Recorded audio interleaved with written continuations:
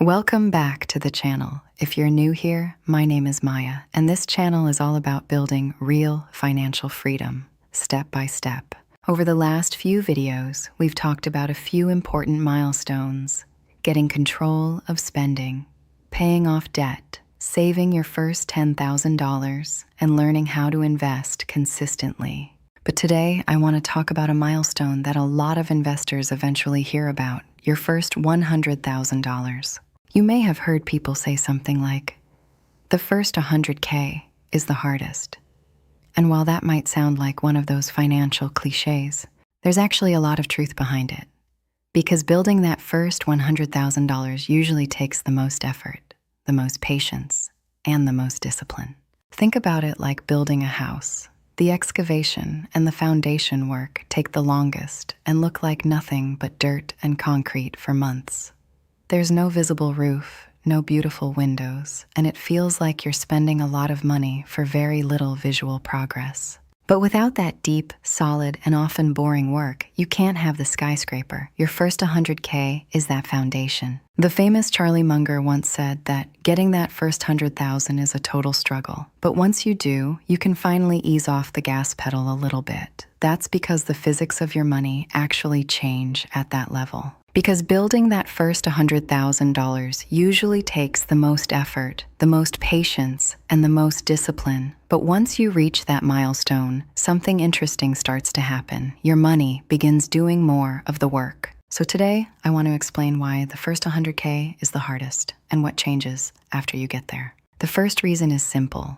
In the beginning, you are doing almost all the work. When you're starting from zero, most of your progress comes from your savings, not your investments. Maybe you invest $500 per month, maybe $1,000. But the majority of that early portfolio growth comes from money you actively put in. Your investments haven't had enough time yet to grow significantly. If your portfolio is $5,000 and it grows by 10%, that's only $500. Your monthly contribution of $500 is literally doing as much work in 1 month as your entire investment pot does in a whole year. This is what we call the contribution phase, which can make the process feel slow, very slow. This is where many people quit. They see their $500 monthly deposit and then see their account value drop by $200 because of a bad market day. It feels like taking 2 steps forward and 1 step back. But in this phase, your primary job isn't being a genius investor. It's being a world-class saver. Your savings rate is the most important variable in your financial life right now. This leads to the second reason the first 100K feels difficult. Compounding hasn't kicked in yet. Compounding is when your investment returns begin generating their own returns. But compounding takes time. To understand this better, let's look at the rule of 72. It's a simple mental math trick to see how long it takes for your money to double. If you earn 7% on your money, it doubles every 10 years. From 0 to 100K, you have nothing to double. You are building every single dollar from scratch. But once you hit 100K, that doubling starts to happen on a significant number. The next 100K doesn't require you to find another full $100,000 from your paycheck. Compounding starts doing the heavy lifting for you.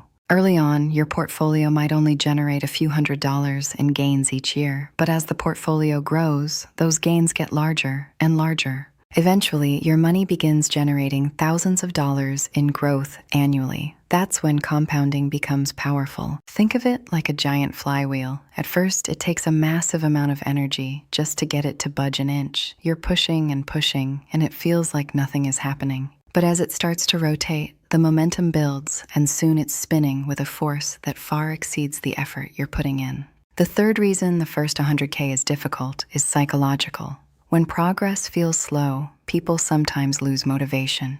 We live in a world of instant gratification. We want the fitness results in a week and the financial results in a month. But building 100K is a test of your internal character. It's about ignoring the get-rich-quick stories you see on social media and focusing on your own boring, slow, and effective plan. Psychologists often call this the boring middle, the long stretch where wealth is actually won.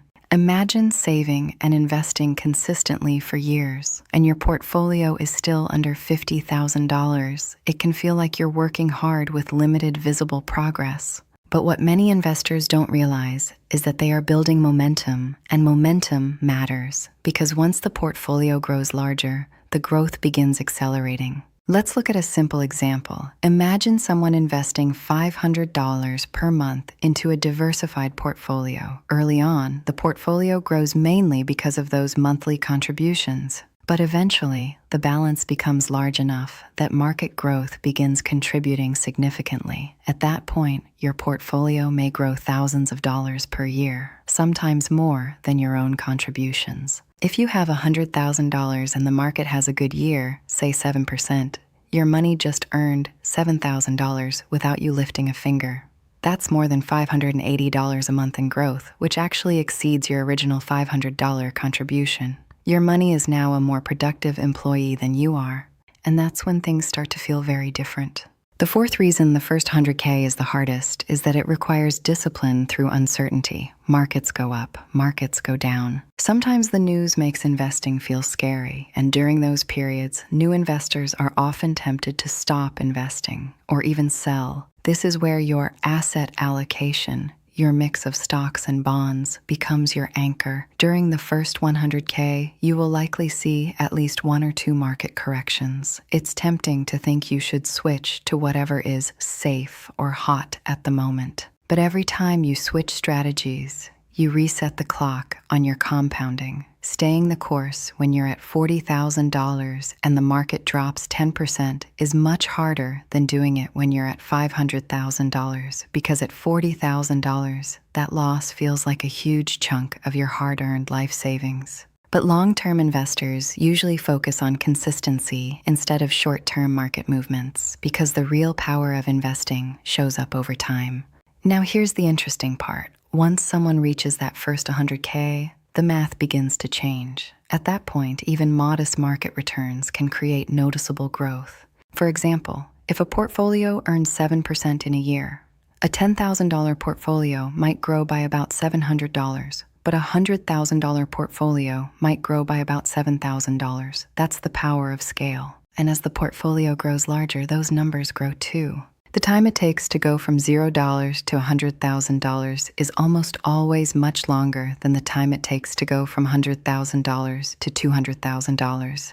Statistically, for someone saving $10,000 a year at a 7% return, it takes about 7.8 years to hit that first 100K. But the jump from 100K to 200K takes only about 5.1 years. And the jump from 200K to 300K, only 3.7 years. The effort required from you goes down as the contribution from your money goes up. That's the light at the end of the tunnel. But reaching 100K doesn't require perfect investing. It usually requires a few simple habits: saving consistently, investing regularly, keeping costs low, and staying patient long enough for compounding to work. One of the biggest threats during this phase is lifestyle creep. As you see your balance hit $30,000 or $50,000, you might feel rich and be tempted to upgrade your car or move into a more expensive apartment. But staying humble and maintaining your savings rate until you cross that 100K finish line is what separates those who build wealth from those who just look wealthy.